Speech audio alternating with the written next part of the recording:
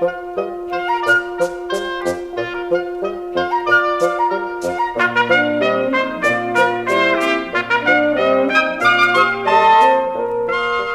and Mrs. Brown first met Paddington on a railway platform.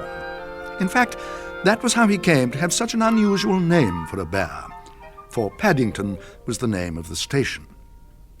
The Browns were there to meet their daughter Judy, who was coming home from school for the holidays.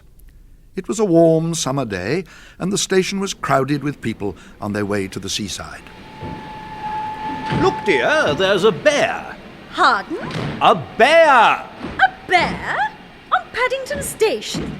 Oh, don't be silly, Henry, there can't be. But there is, I distinctly saw it, over there, behind those mail bags. Why should a bear... It was wearing a funny kind of hat. Without waiting for a reply, Mr. Brown caught hold of his wife's arm and pushed her through the crowd, round a trolley laden with chocolate and cups of tea, past a bookstall, and through a gap in a pile of suitcases towards the Lost Property Office. There you are. I told you so. Mrs. Brown dimly made out a small, furry object in the shadows.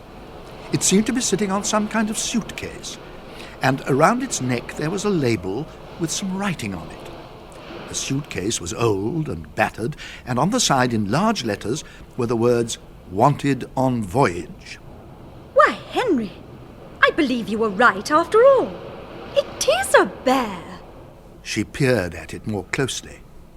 It was brown in colour, a rather dirty brown, and it was wearing a most odd-looking hat with a wide brim.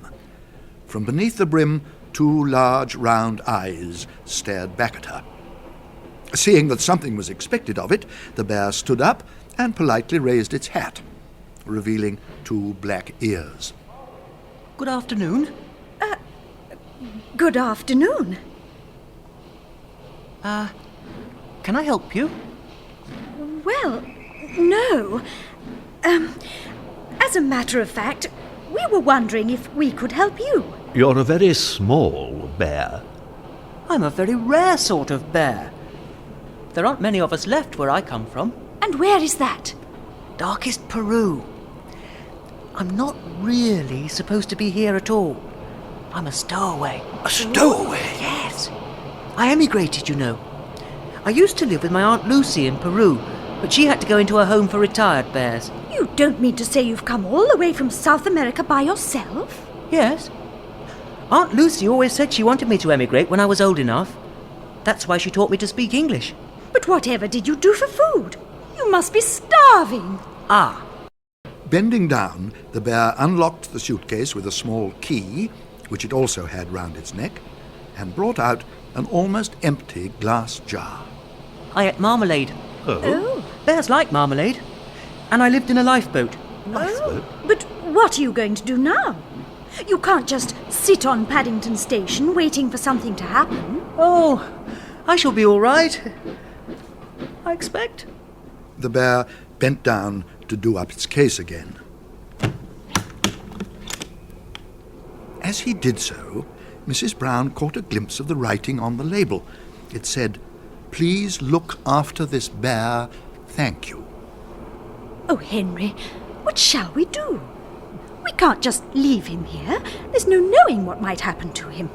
London's such a big place when you've nowhere to go.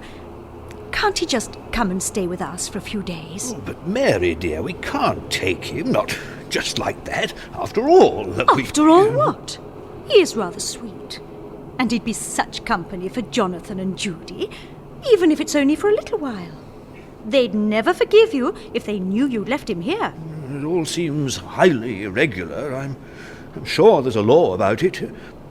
Would you like to come and stay with us? That is, if you've nothing else planned, of course. Oh, yes, please. I should like that very much. I've nowhere else to go, and everyone seems in such a hurry. Well, that's settled then. And you can have marmalade for breakfast every morning. Every morning? I only had it on special occasions at home. Marmalade's very expensive in darkest Peru. Then you shall have it every morning starting tomorrow. And honey on Sunday.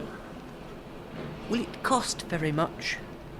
You see, I haven't very much money. Oh, of course not. We wouldn't dream of charging you for anything. We shall expect you to be one of the family. Shan't we, Henry? Of course. By the way, if you are coming home with us, you'd better know our names. This is Mrs. Brown, and I'm Mr. Brown. How do you do? I haven't really got a name, but only a Peruvian one which no one can understand. Then we'd better give you an English one. It'll make things easier. It ought to be something special. I know what. We found you on Paddington Station, so we'll call you Paddington. Paddington. Paddington. It seems a very long name. Quite distinguished. Yes, I quite like Paddington as a name. Paddington it shall be. Good. Now, Paddington, I have to meet our little daughter Judy off the train. She's coming home from school. I'm sure you must be thirsty after your long journey, so you go along to the buffet with Mr. Brown and he'll buy you a nice cup of tea. I'm very thirsty. Now, where's my suitcase? After you, Mr. Brown. Oh, thank you, Paddington. Now, Henry, look after him. And for goodness sake, when you get a moment, take that label off his neck. It makes him look like a parcel. The buffet was crowded, but Mr. Brown managed to find a table for two in a corner. By standing on a chair, Paddington could just rest his paws comfortably on the glass top. He looked around with interest while Mr. Brown went to fetch the tea. The sight of everyone eating reminded him of how hungry he felt. There was a half-eaten bun on the table, but just as he reached out his paw, a waitress came along and swept it up. You don't want that, dearie. You don't know where it's been. Oh, Paddington felt so empty he didn't really mind where it had been, but he was much too polite to say anything. Tea and cakes, Paddington. How's that to be going on with? it's very nice, thank you. But it's rather hard drinking out of a cup. I usually get my head stuck, or else my hat falls in and makes it taste nasty. I see. Then you'd better give your hat to me. I'll pour the tea into a saucer for you. I'm sure no one will mind, just this once. Paddington looked hungrily at the cakes, in particular at a large cream and jam one, which Mr. Brown placed on a plate in front of him. There. I'm glad I emigrated. Do you think anyone would mind if I stood on the table to eat? Before Mr. Brown could answer, he had climbed up and placed his right paw firmly on the bun. It was a very large bun, the biggest and stickiest, and in a matter of moments, most of the inside found its way onto Paddington's whiskers. Look at that bear. Fancy that. Mr. Brown stirred his tea and looked out of the window, pretending he had tea with a bear on Paddington Station every day of his life. Henry? Henry, whatever are you doing to that poor bear? Look at him. He's covered all over with cream and jam. He seemed rather hungry. There. You see, Judy? This is what happens when I leave your father alone for 5 minutes. Daddy, is he really going to stay with us? If he does, I can see that someone other than your father will have to look after him.